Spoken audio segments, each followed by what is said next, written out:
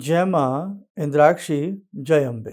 इंद्राक्षी धाम में दर्शकों आप सभी का हम हार्दिक स्वागत करते हैं। आज के दिन जिन जातकों का जन्म दिवस है, मैरिज एनिवर्सरी है, उन सभी को हमारी तरफ से बहुत बहुत शुभकामनाएं।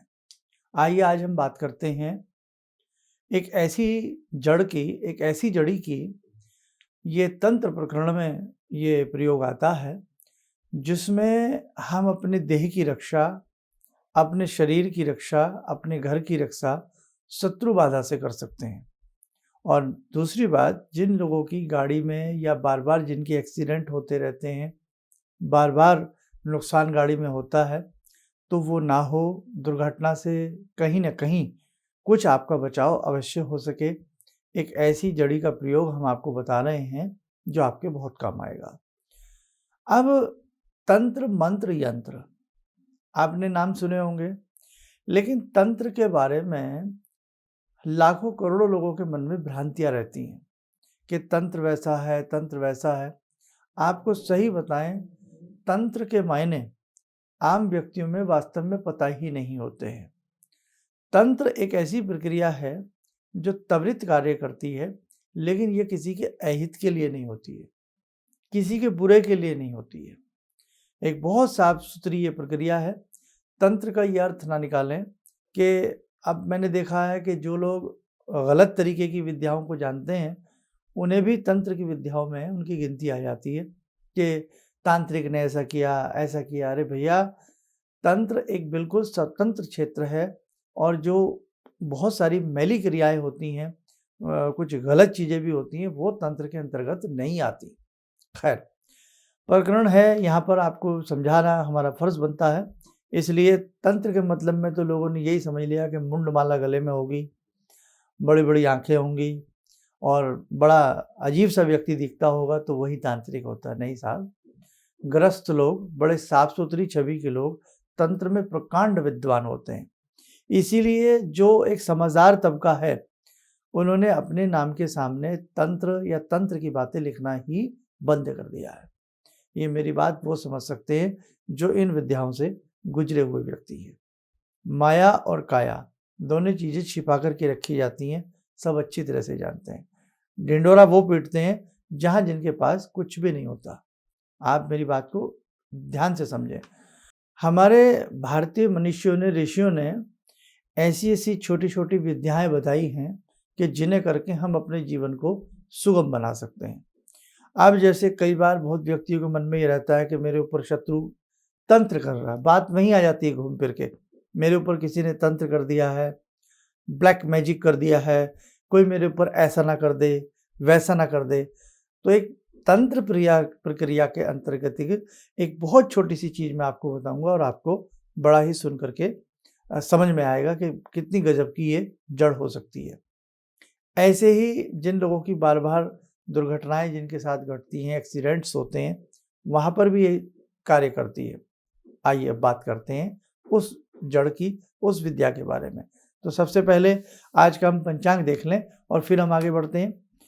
25 जुलाई सन 2023, दिन मंगलवार, संवत 2080, श्रावण मास, शुक्ल पक्ष, तिथि आज सप्तमी है, नक्षत्र चित्रा, राहु काल 3 से 4:30, दिशाशूल उत्तर दिशा। अब दिशाशूल उत्तर दिशा, बात छोटी सी है, बहुत लोगों ने सुन लिया और कानों से इधर को निकाल दिया, लेकिन बात बहुत बड़ी है। आज का दिशाशूल है उत्तर दिशा। उत्तर दिशा में यात्रा करने से कहीं ना कहीं अनमना मन हो सकता है, असहज आपकी यात्रा हो सकती है, कार्य सिद्धि में विलंब हो सकता है। इसलिए ये छोटी छोटी बातें हैं, लेकिन बहुत काम की बातें हैं। राहु काल में साउथ में चले जाइए, राहु काल को बहुत माना जाता है। राहु काल के अंतर्गत कोई शुभ कार्य नहीं किया जाता। तो आज का राहु काल 3 से 4:30।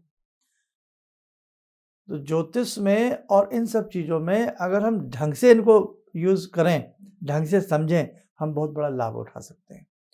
तो आज जो हम आपसे बता रहे हैं, शत्रु से सुरक्षा, अनेकों प्रकार के तंत्र से अपनी सुरक्षा, और साथ में बार बार दुर्घटनाग्रस्त यदि व्यक्ति होता है, तो वो अपनी सुरक्षा एक छोटी सी जड़ के माध्यम से कर सकता है। कैसे? पेड़ का नाम है, उस पौधे का नाम है जिसे हम चिरचिटा कहते हैं, पुटकंडा कहते हैं, अपामार्ग कहते हैं। ये 2 प्रकार का होता है। एक आता है इसमें बिल्कुल हरा सफ़ेद से प्रकार का, और एक आता है इसमें हल्का हल्का लाल सा, और ये करीब करीब 12 महीने मिलता है। बरसात में इसके ऊपर छोटे छोटे बीज से कांटे से नुमा लग जाते हैं, और इसे अपनी अपनी प्रांतीय भाषाओं में क्या कहते हैं, एक नज़र आप वो भी देखें। पहले तो देखें, ये अपामार्ग का पौधा है, आपके सामने है, और इसे हिंदी में चिरचिटा या ओंगा कहते हैं। संस्कृत में इसे अपामार्ग कहते हैं, बंगला में इसे अपांग कहते हैं, मराठी में इसे अघाड़ा कहते हैं, पंजाबी में इसे पुटकंडा कहते हैं, और अंग्रेजी में प्रिकली चैफ फ्लावर इसे कहते हैं। तो इसके अपने अपने और भी, जैसे गुजराती में अलग नाम होगा, तो सब में अलग अलग अपने हिसाब से इसको पुकारा जाता है। 2 प्रकार का होता है। अब इसका करना क्या है, रवि पुष्य नक्षत्र, रविवार का दिन हो, पुष्य नक्षत्र हो, उसे रवि पुष्य नक्षत्र कहते हैं। चाहे कृष्ण पक्ष में हो या शुक्ल पक्ष में हो, इस वृक्ष की पूजा करें। एक दिन पहले जाकर के, रवि पुष्य नक्षत्र से पहले शाम को जाकर के इनविटेशन देना, निमंत्रण देना उसको कहते हैं। निमंत्रण दे आएँ, धूप अर्पण करें, थोड़ा सा कुछ एक आधा बताशा चढ़ा दें, जल चढ़ा दें, और हल्का सा उस पर कलावा बांध दें, प्रणाम कर लें कि हे वनस्पति, हे दिव्य वनस्पति, मैं आपको कल लेने आऊँगा। सहस्र प्रसन्नता के साथ आप मेरे साथ चलें और मेरे कार्यों को सिद्ध करें। ये तो मैंने बड़ी लघु विधि बताई है, और इसकी अगर पूरी विधि बताने पे आए तो कई घंटे लगेंगे कि संपूर्ण विधि से कैसे इन चीज़ों को निकाला जाता है। अब आप संक्षिप्त में आ जाइए, विस्तार में न जाइए। हमने एक दिन जाकर पहले ऐसा बोल दिया, कब, रवि पुष्य नक्षत्र से पहले। अब रवि पुष्य नक्षत्र कब आएगा, आप कैलेंडर में देख लीजिएगा, रविवार का दिन हो, पुष्य नक्षत्र हो, रवि पुष्य नक्षत्र होता है। गए, निमंत्रण दिया, रवि पुष्य नक्षत्र की सुबह गए, और ये बहुत ज़्यादा नहीं होता, 2-3 फीट तक का ही होता है, और कई बार तो उससे भी कम में होता है। लेकिन ऐसा चूज़ करें जिस पे थोड़ा सा फली सी लगी हो, है ना, चाहे वो लाल वाला हो या सफ़ेद कहा जाता है, लेकिन देखने में वो हरा हरा सही होता है, वो वाला हो।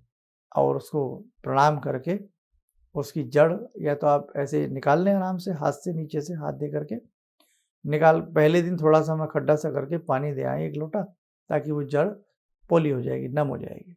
घर लावें, किसी लकड़ी से उस जड़ को काट लें, और उस जड़ को गंगा जल आदि से धो करके, धूप दीप दे करके, तिलक लगा करके आप क्या करें, उसे किसी कपड़े में, छोटी सी ले लें, बहुत बड़ी ना लें, कपड़े में बांध के अपने संग रखिएगा।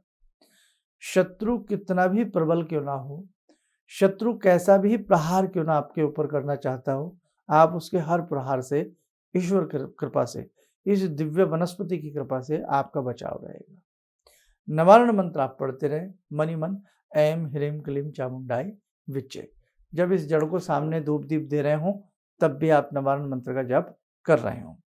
वैसे इस पे नाना भांति की सिद्धि होती हैं, नाना भांति के बड़े बड़े और बहुत सारी चीज़ें हैं, वो कभी समय रहने पे बताएंगे।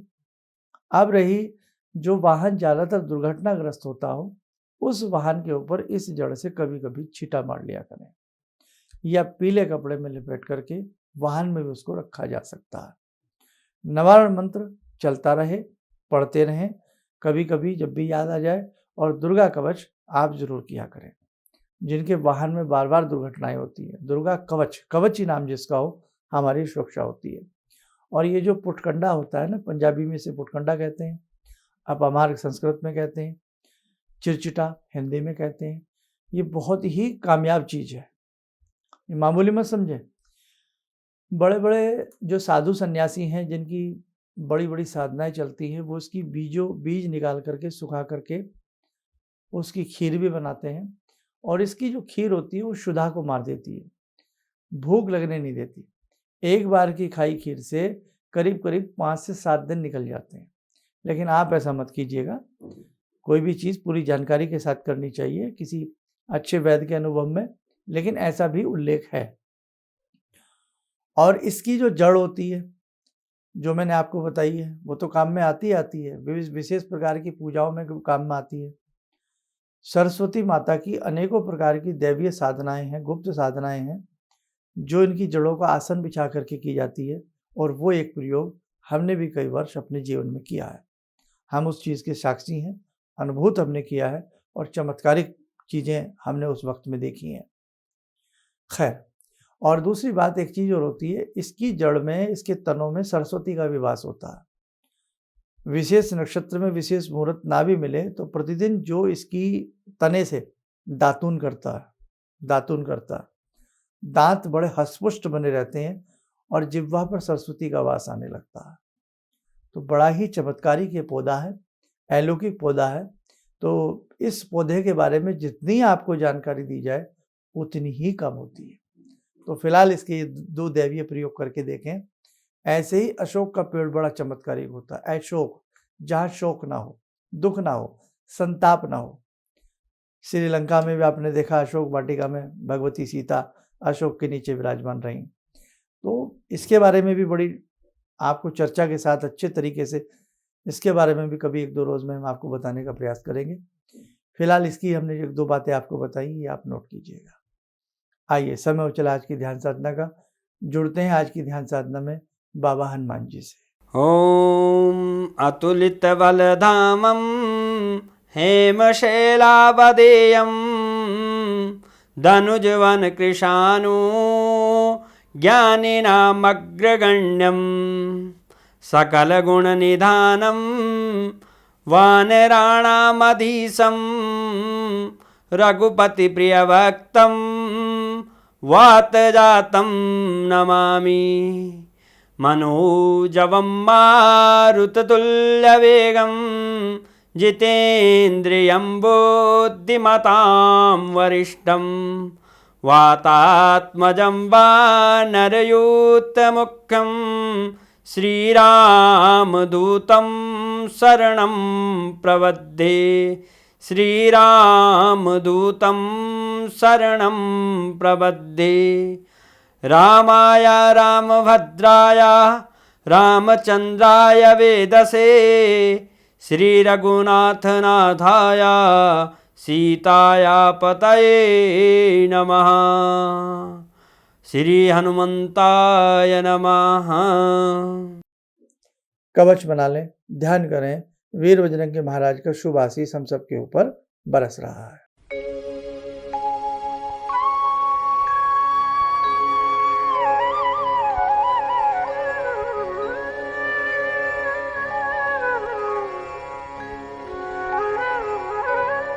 ओम बोलते हुए नेत्र खोलें, सामान्य हो जाए। ऐसे ही जहाँ छोटी छोटी चीज़ें हमारे दुखों को कम करती हैं, हमारी समस्याओं को दूर करती हैं, वैसे ही कुछ ऐसे दैवीय प्रयोग हैं, अनुष्ठान हैं, जिन्हें करने से, जिनमें आने से, भाग लेने से भी हमारे दुख दूर होते हैं। जिसमें से एक 14 अगस्त का अनुष्ठान है। वहाँ आप आइए, इंदौर में है, पार्थिव शिवलिंग पूजन है, दुखों को दूर करने के लिए है, कामनाओं को पूर्ण करने के लिए है और स्वास्थ्य समृद्धि के लिए है। ये भगवान शिव की पूजा आप जानते ही हैं। सावन का महीना है, 14 अगस्त का दिन है, सोमवार है, तो आप इसमें भाग ले सकते हैं और ये पूजन सभी के लिए निःशुल्क है। कोई भी सश्रद्धा इसमें भाग ले सकता है और पुण्य का भागी बन सकता है। उसके लिए दिए गए स्क्रीन के ऊपर जो हमारे नंबर्स हैं, उन पे आप कांटेक्ट करके अपना नाम, नंबर और कितने लोग आ रहे हैं इंदौर के इस पूजन में, वो आप लिखवा सकते हैं। आप स्वस्थ रहें, सुखी रहें। इन्हीं शुभकामनाओं के साथ हम अपनी वाणी को विराम देते हैं। जय जय अम्बे।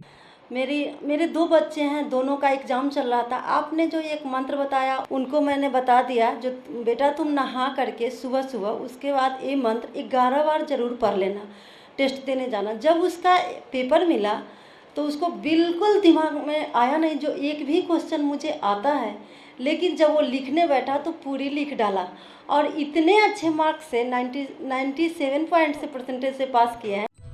किसी भी समस्या के समाधान के लिए मिले प्रसिद्ध हस्तरेखा एवं वास्तु विशेषज्ञ प्रोफेसर धर्मेंद्र शर्मा जी से। नोट: शिविर में भाग लेने हेतु एवं व्यक्तिगत रूप से मिलने के लिए कॉल करने का समय सुबह 10 बजे से शाम 6 बजे तक। हमारे विभिन्न ज्ञानवर्धक कार्यक्रम देखने के लिए आप हमें अभी सब्सक्राइब करें, बेल आइकन को प्रेस करें ताकि आप देख सकें हमारा कार्यक्रम सबसे पहले। और अधिक जानकारी के लिए फेसबुक पेज को लाइक करना न भूलें।